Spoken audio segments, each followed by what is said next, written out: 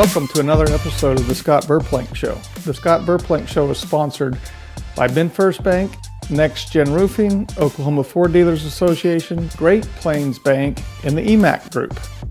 Today I'm going to do a little Masters recap.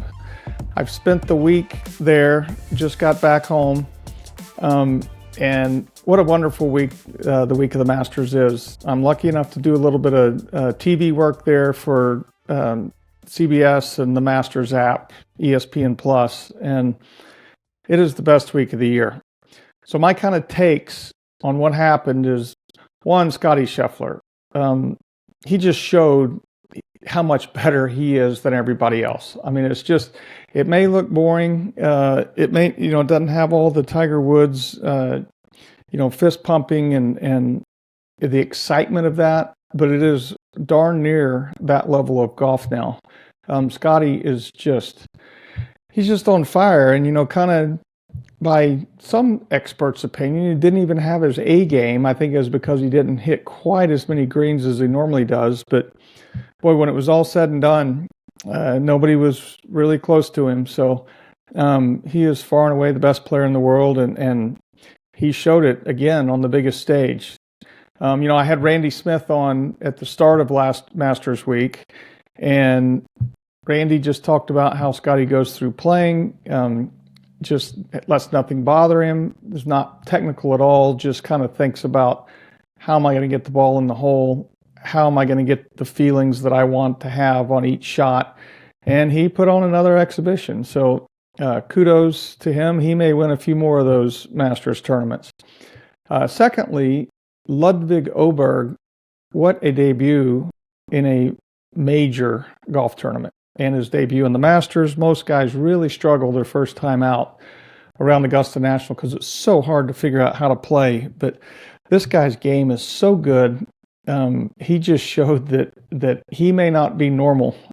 He may be exceptional, which I happen to think he is.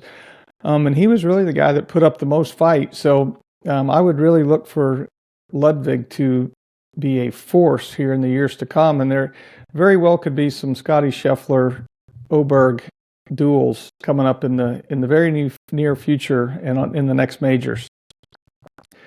The course setup, along with the weather conditions, was really amazing. They do such a great job setting the golf course up there.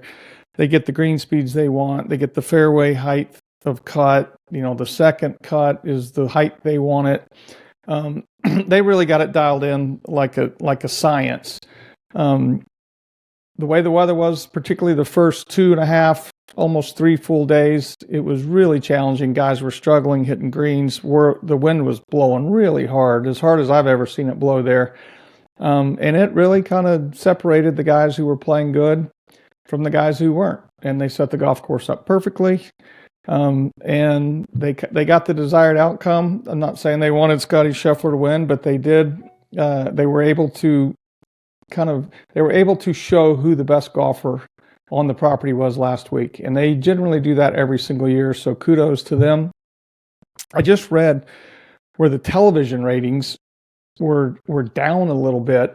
I don't know for what particular reason, maybe because Tiger Woods was not a big part of the episode, big part of the coverage. He did make the cut, which was outstanding.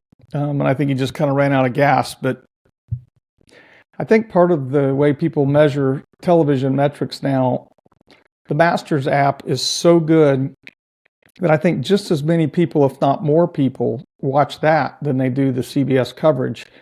You kind of get more, you can watch more golf, you might even get more information, and you can really customize who you want to watch. So I think that has something to do with, there'll be a little bit of a outrage about why the numbers of viewers went down by 20%, but I think when they add it all up, it was still highly, highly watched.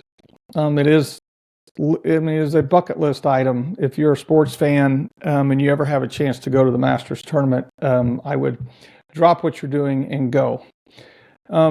Also in the television part of it, did have a chance to get to talk to my longtime friend Vern Lundquist. This was his last Masters. I think he'd done 40, maybe 40 or 43 of them. Just incredible. And part of two of the greatest calls of all time, when Jack Nicklaus made the putt on 17 with the maybe yes sir, which is iconic, not only in golf and sports, and then the Tiger Woods chip in on 16, where it was the in your life, which really is equivalent to Al Michaels calling the 1980 hockey victory of Do You Believe in Dreams? Anyway, so Vern Lundquist, it's great to see him. I've known him since I was a little guy, young teenager, because he was a sports reporter in Dallas, Texas, where I grew up, and just had a great relationship. I hope to get to see him more, but he is not going to be calling any more Masters tournaments.